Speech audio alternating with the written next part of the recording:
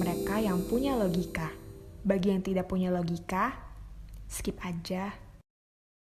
Badan Intelijen Negara (BIN) akhirnya turun tangan dalam perang melawan COVID.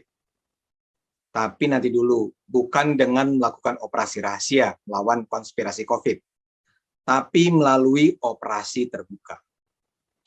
BIN membantu Presiden dan pemerintah menyediakan vaksinasi gratis bagi warga. Ini luar biasa. Dan hal semacam inilah yang membuat saya percaya kita akan menang mengatasi COVID-19. Dari seluruh penjuru negara, kita bersatu untuk melawan COVID. Saya sudah pernah membuat video tentang para pengusaha, konglomerat, kelas menengah, mahasiswa, artis, kaum dermawan, aparat keamanan, gabungan perusahaan alat kesehatan, partai anak muda yang tanpa banyak pikir mengucurkan dana, tenaga, waktu untuk menyelamatkan saudara-saudaranya. Kali ini yang juga turun tangan adalah Badan Intelijen Negara. Selama ini asosiasi yang ada di kepala kita, tatkala kita mendengar kata BIN adalah mungkin ya rahasia, misterius, tertutup, bawah tanah, dan bahkan kekerasan. Tapi BIN yang akan saya bicarakan kali ini sama sekali berbeda. BIN terlibat dalam program Presiden dan pemerintah melakukan program vaksinasi pelajar dan warga. Ini semua adalah bagian dari target 3 juta dosis vaksin per hari. Target itu memang terkesan sangat besar, karena satu-satunya cara untuk bisa melawan penyebaran virus corona di Indonesia adalah dengan memvaksinasi 70% rakyat Indonesia. Lengkap 2 kali. Hanya dengan cara itu bisa tercapai apa yang kita kenal sebagai herd immunity, kebal secara kolektif. Kalau kekebalan kolektif bisa tercapai, virus akan kehilangan tempat untuk menumpang hidup.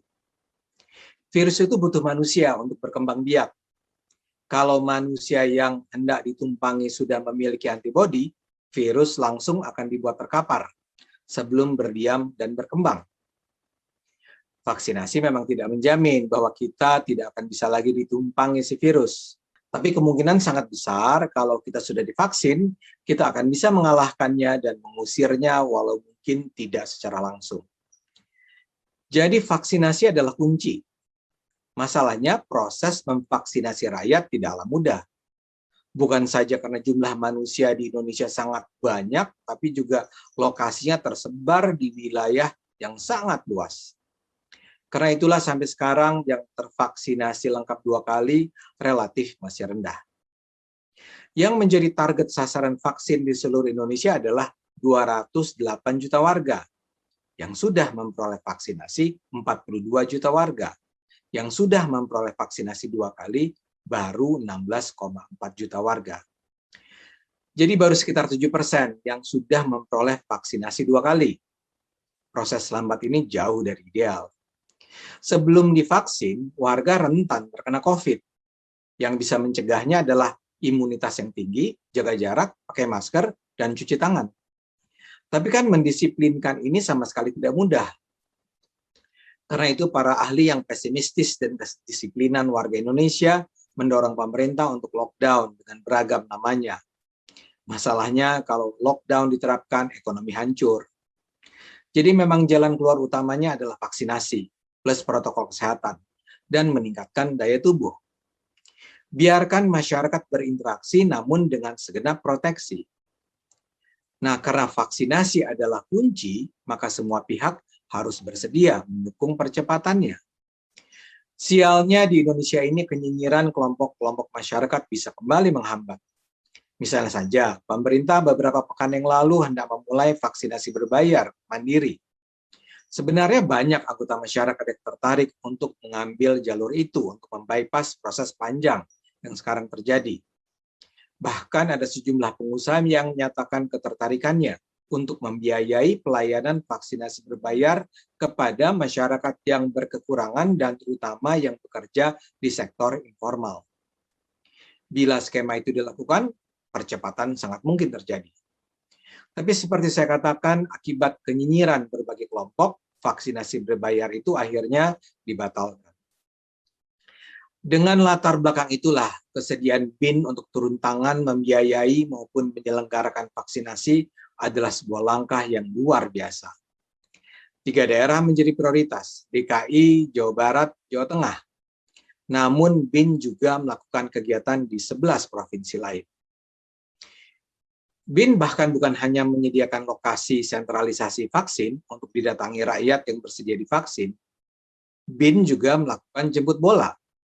BIN mendatangi sekolah-sekolah untuk melakukan vaksinasi siswa. Vaksinasi murid adalah sebuah langkah yang strategis.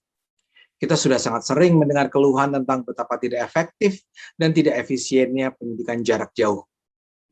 Demi kualitas pendidikan dan kesehatan fisik dan psikis siswa, belajar tatap muka harus segera dimulai kembali.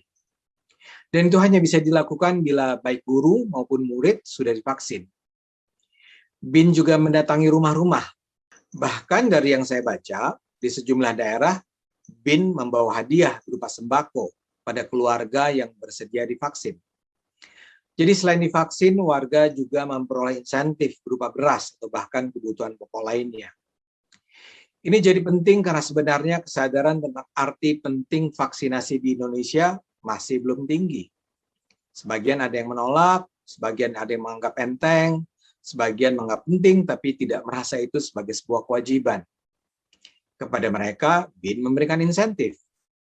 Rakyat didatangi, tidak bisa menghindar, tidak perlu bersusah payah mengantre, dan bahkan diberi sembako. Soal pemberian hadiah ini memang bukan sesuatu yang orisinal datang dari BIN ya.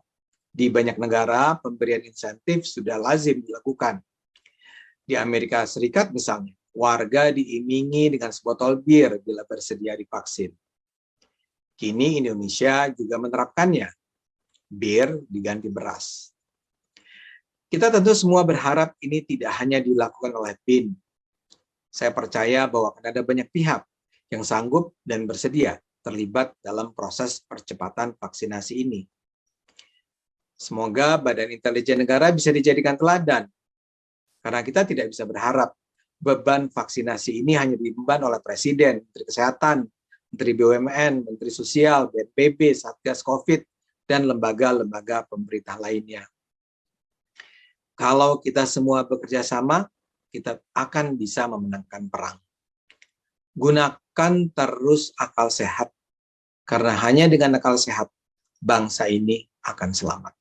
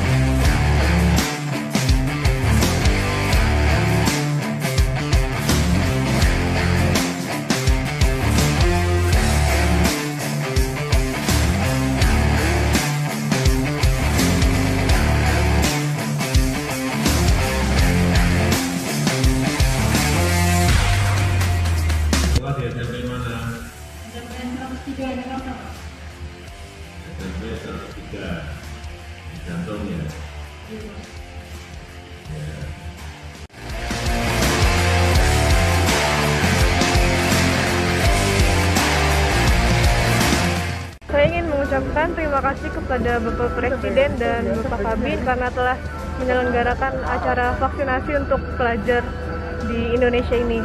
Kami berharap para siswa dengan adanya acara ini semoga kegiatan tatap muka bisa dilaksanakan dengan segera.